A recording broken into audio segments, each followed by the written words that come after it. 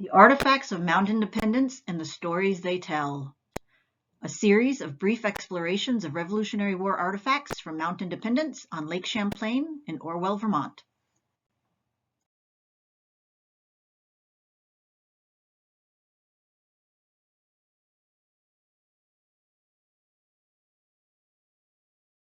Hello, I'm Michael Blakeslee, and welcome to Mount Independence, Vermont State Historic Site. Today we are going to be discussing musket balls. You see I have a variety of musket balls here, all different calibers.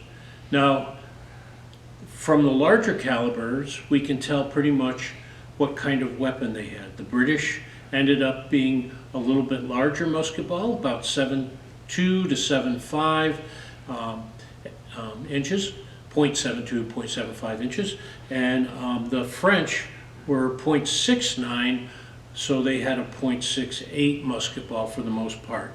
And you can see laid out here that there are a number of musket balls of different sizes. And the reason being is that a lot of the militiamen that came brought their own weapons. And those fowlers tended to be down a smaller caliber, like these here, which is 0.62. So we know that in order to have shot for their muskets, that they were casting here on the mount. And the reason we know this is that in areas where the mount was habited, we have found leftover slag from the casting of bullets. And this one is particularly nice because you can see that it actually has the sprue left on the slag from casting the bullets. We have a musket ball down here that still has the sprue on it, and another one down here. Now this is technically buckshot, and buckshot was very, very effective if you were to load your fowling piece, because everything was smoothbore, but if you load your musket or fowling piece with buck end ball, and that would allow a large ball to come out as well as these smaller balls, and it'd be much more devastating. We have also found, and this is tiny, a bird shot up here on the mount, and it is probably also from its location and depth from the Revolutionary War period. You see here over on the side a leather pouch that was used to store buckshot or birdshot, and that's typical. Would have had a wooden coat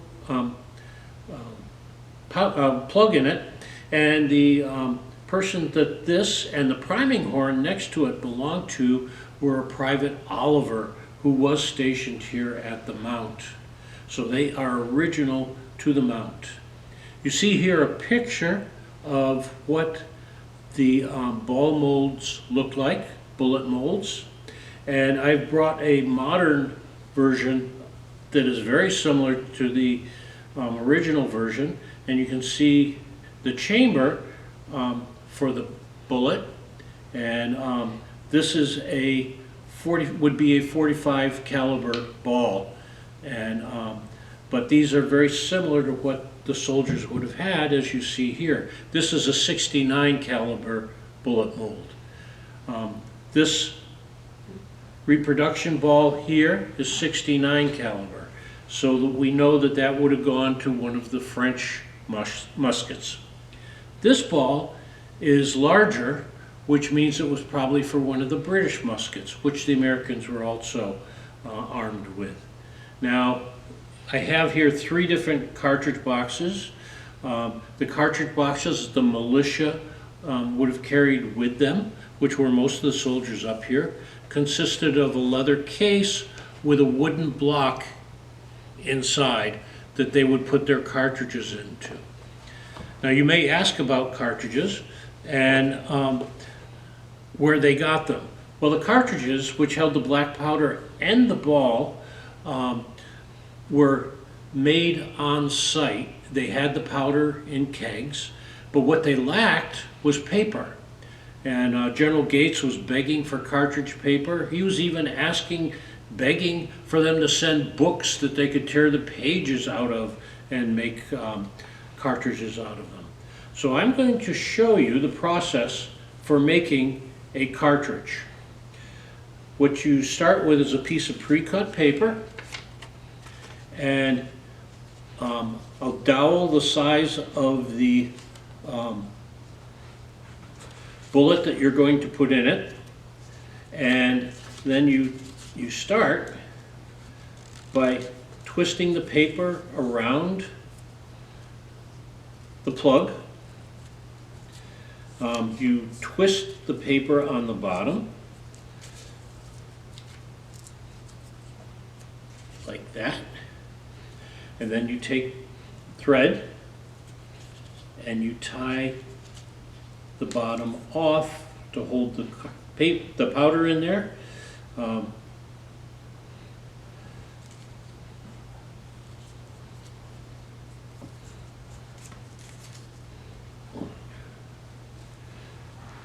don't know, hopefully you can see this. And then they would cut off the excess string to use on another project. Pull the plug out. Now you have to fill this cartridge with powder and ball. So the first thing to go into it is the ball, like that. And that's a 69 caliber ball again. And then you would take your powder horn and put powder into a measure.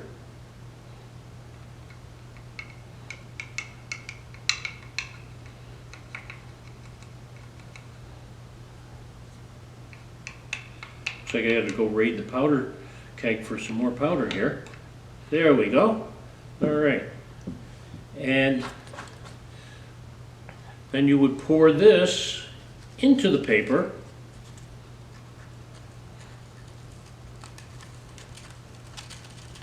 You would always do this outside because it's messy.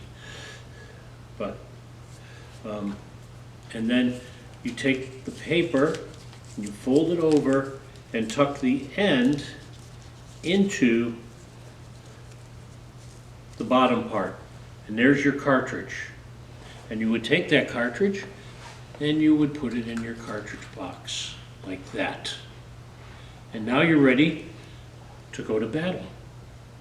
And that is about cartridges, musket balls, buck and ball, and making a cartridge. Thank you.